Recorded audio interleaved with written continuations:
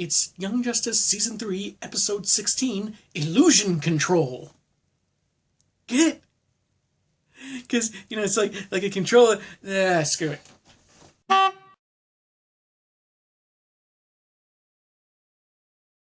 So, we start off with a montage of people getting ready for Thanksgiving. McGann and Superboy and Forager are getting some ingredients together. Kid Flash, Bart Allen, is setting up Harvest Festival decorations at the youth center, and he's on the watchtower. At least it looks like he's on the watchtower, and he, hugs three of his teammates and seems to give a peck on the cheek to El Dorado, so I guess that's a thing. So we get a couple of looks between Artemis and Will.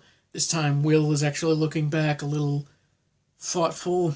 Artemis's mom is there, and Brion and Tara arrive, and of course Halo is kind of still uncertain about what to do, because with the revelation from the previous episode. And before the opening theme, we stop at Dr. Jace's lab, where she looks a bit serious about something in a microscope.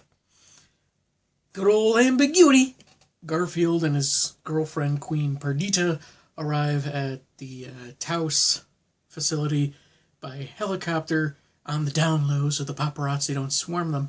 And I guess their portmanteau is Gardita, which I think that means something in Spanish, but it just sounds like a... Well, I'm not going to say because I'm going to get in trouble for it. But seems Blue Beetle and Tracy 13 are an item. That leaves Static feeling like a seventh wheel. And, hey, maybe, Wonder Girl? Oh, no, she went to Gotham to try and patch things up with Tim. So, there goes that ship.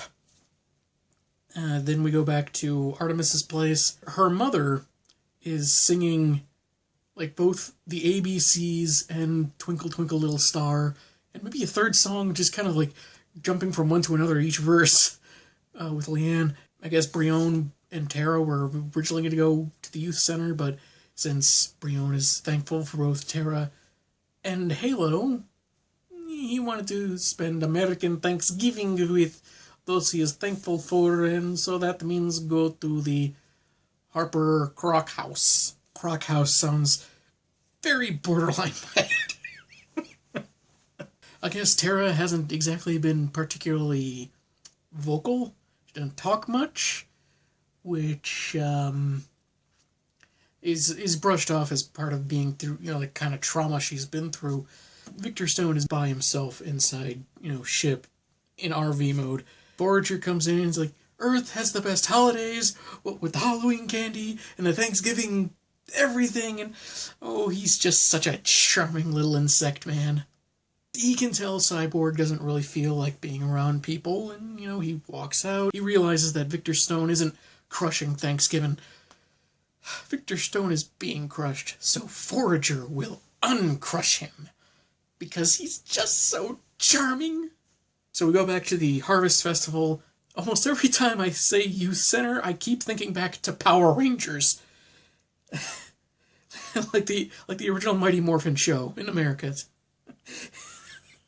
Now Zordon picks one of these teenagers. Oh boy. Party's going on. They've got these bumper saucers that Static's still going stag. Later, Perdita is talking to Eduardo, and he mentions that Windfall has not really been the same since she decided to put that inhibitor collar on. It's like something inside her died, and Perdita goes to talk to her, and I didn't really check the voice cast. I usually do, but lately I haven't done it with this show. But I noticed that Perdita's voiced by Hynden Walsh, whom you might recall or recognize as Starfire from Teen Titans. So in a weird kind of way, Beast Boy's going out with Starfire. Hey, they're both... Perdita was a princess, Starfire is a princess. It's like... I don't know where I'm going with this. And I also realized that Windfall isn't English, she's Australian. It sounded more Australian when she was talking here, so... my bad before. Static, Tracy, who by the way, is a little violent with her boyfriend because he'll make a joke and she'll just elbow him right in the arm or in the chest. I'm like, wow. But hey, who am I to judge? So, a bunch of others gather around Eduardo, and including Beast Boy, and he says, like, the Harvest Festival is great, but just like Eduardo, Logan wanted to do something more, be more of a symbol, a good role model, a good example for the public and for other metas when he rejoined the team. But, the whole covert nature of it all kind of puts a hindrance on that. Everyone then starts getting massive stomach aches, even the ones that didn't overdo it on the cotton candy, and that's when Count Vertigo arrives, and he has his goon take Perdita into a gyrocopter thing. After Fred talks to Vic some more, being talked into calling him just Vic instead of his full name, he also sees a caterpillar on a tree branch and makes a comparison that comes pretty naturally to him, basically saying that as he is now, Vic can't be helped, but maybe if he goes through some manner of metamorphosis, he can be helped. And Vic, sends him back inside where it's warm, because Fred Bug not liking the cold. So the kids are chasing the gyro, but they can't get too close without Vertigo using his powers to incapacitate them. Blue Beetle's Scarab wants just blow it all up, but Tracy 13 has a more subtle approach, a more precise approach. She uses her powers to loosen the fuel line, so they'll have to make a controlled landing. And what's really funny here is that the Scarab starts sounding jealous, like, hey, I could have delivered a precise attack, and Jaime's like, there's nothing precise about you. You don't ask, you don't suggest precision. So it lands amongst some pueblos. Then we go back to the Croc Harper house, and the dinner's going very nicely, until Dr. Jace mentions, like, Artemis has done so well, and Mrs. Croc says, oh yeah, she's so close to getting her master's degree and becoming a college professor. Good for her. But then Jace lets it slip that she was specifically talking about her acting as Tigress and mentoring new superheroes, which was not for public consumption. Mama Croc and Artemis kind of abruptly excuse themselves. She used to be Huntress and is now confined to a wheelchair. She's like, hey, look at me. Look at your friend Barbara. This is what the life does. You're so close to your master's, to a doctorate, to a real life, and you don't need to be a crime fighter to help out. And she makes the obvious insinuation that, Leanne needs a mom, and she sees how Will and Artemis have been exchanging glances, and even though, technically they're siblings-in-law, Cheshire's not coming back. That leaves Artemis with a little... She seems to contemplate it a bit more seriously, the idea of her and Will as an item. The team investigates the pueblos, but they don't find anything. Kid Flash says that the houses all look alike, and Beetle tries taking an aerial view, but, he's not going very far according to his Scarab, and it turns out that they've been put under an illusion of some kind, which isn't normally Vertigo's deal. So Beast Boy changes into a bear, possibly polar bear, or maybe just a brown bear, some kind of bear to track their foe's scent. I mean, gut instinct would have been a bloodhound if you ask me, but maybe bears have better smell receptors. So they find Vertigo's goon, and they try tasing him, doesn't work. They try super speed punches, and nothing is working against this sucker. Vertigo is in one of the pueblos with Perdita. Vertigo kind of looks like, be careful, my love. I'm like, okay, there's another relationship. And then, she has an opening. She goes over, kicks him right in the crotch. The least he deserves for killing her father. And then it turns out he isn't Vertigo at all. He's Simon. And she immediately, and just out of instinct, Brianna just punches him in the face, which is hilarious. And the goon is like, baby! And then changes form into Devastation. I think I might have referred to her as Rampage in one of the previous episodes. But it's, she's Devastation. She's, Simon's muscular girlfriend. Like, she goes to grab her man, and it's like, suddenly it all makes sense. It was Simon's telepathy causing nausea and making them see things that weren't there. Devastation just jumps right out of the pueblo through the ceiling to escape, and none of this is really making sense because, they're Queen Bee's team, known as Onslaught. Queen Bee isn't really known for wanting anything to do with Perdita or her kingdom, so it only stands to reason that this was all a distraction, and indeed it was. Other members of her enforcers are back at the youth center collecting some of the meta kids, and everyone's been knocked out through some kind of gas. The team arrives just in the nick of time to take the hostages back. There's this one moment where one of them, I think it was, I might have been Icicle Jr., there's Icicle Jr., there's the Terror Twins, and then there's a guy called Holocaust who I think was in that underground ring they retrieved Terra from. So one of them uses a father box to try and portal Eldorado and Kid Flash and the two teenagers they saved, opening up a boom tube to send them somewhere. And, Kid Flash manages to just run in circles until he gets out, and Eldorado just teleports back. So I was like, oh, geez, this isn't good. For a second there, I thought maybe like Eldorado and whoever he was carrying was going to get dropped. But no, they both made it back. So they stop the villains, they collar them, they particularly collar the Terror Twins. And even then, like, the sister, Beast Boy, smacks her in gorilla form, and the brother, he just charges at him in Rhino mode. I'm like, they might still be pretty muscular, but they don't have their super strength, man. Kinda seems like overkill.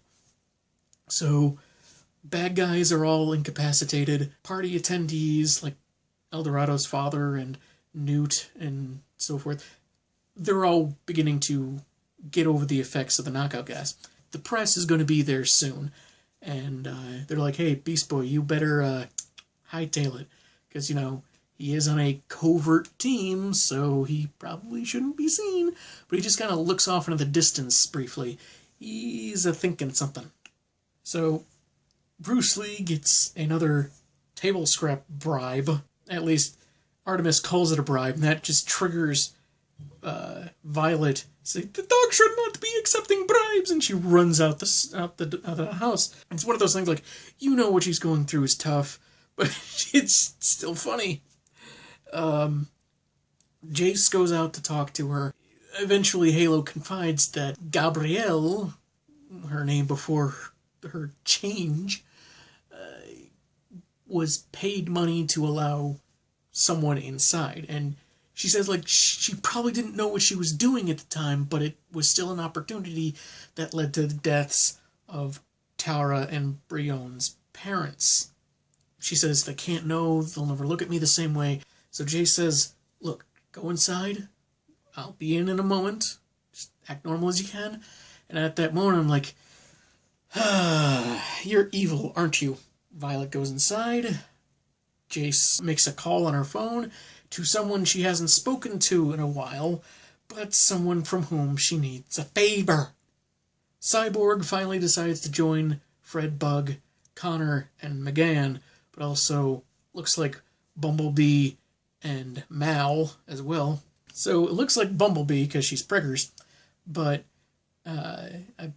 maybe Mal grew a beard and shaved his head, went like Benjamin Sisko on Deep Space Nine or something. I don't know. Anyway, Cyborg joins them for dinner, and then we go back to the youth center where the media is, gathered around Beast Boy, Kid Flash, and Blue Beetle, who are talking about like what metahumans can do and what they choose to do and how good that can be for society, being very open, honest, and so forth. And Static thinks this is kind of nuts, like against the rules, kind of nuts. But he kind of changes his mind when a attractive young metahuman walks up and says, they're kind of cute. And like, hey, I'm a friend of theirs. And she just doesn't seem to believe him. Oh, Static. And the credits run over the outside of Connor and Megan's place. Well, technically Snapper Carr's place, I guess. You just hear, it's gotta be Fred. It's gotta be Fred eating. Like, you can hear him. So anyway, good episode. We got some nice action and a very clever evil plot, setting up Vertigo to take the fall for Perdita's kidnapping, and that all being just a feint. This is very well done. I'm not familiar with Bart Allen. I don't know his proclivities, so I don't know how not like the source material this is.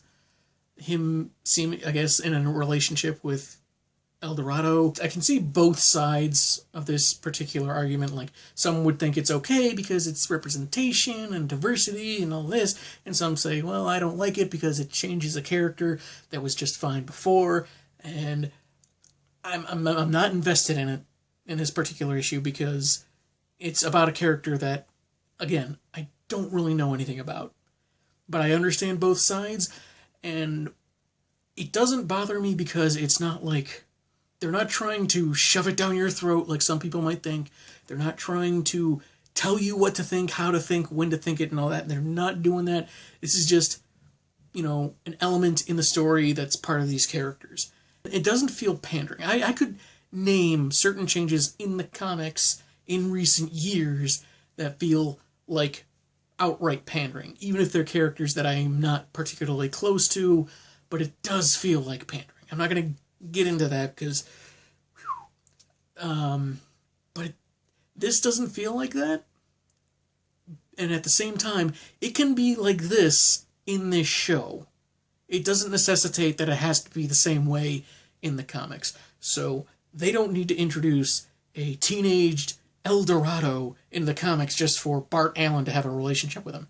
They don't need to do that. They don't need to change. If Bart Allen is not already gay, then they don't need to change him that way in the comics just because it was in the cartoon. This doesn't bother me, but I know it's going to bother some people, particularly fans of Bart Allen. But I think it also works in a certain way because these are different iterations of these characters, alternate world and all that stuff, and it's not like Bart had been constantly hitting on girls or anything like that. And the same goes for El Dorado. He was never really checking out women either. I mean, I'm sure that there were people who were immediately shipping him with Wendy the second they started talking to each other, because that's what fan shippers do. Are they within 5 inches of each other? Shipped. Just like that Valentine's episode I did last year. It was another good episode, so it had its quiet moments, it had its exciting moments, and oh, Dr. Jace, you're going to turn out to be evil, aren't you? I'll see you for the next episode. Later.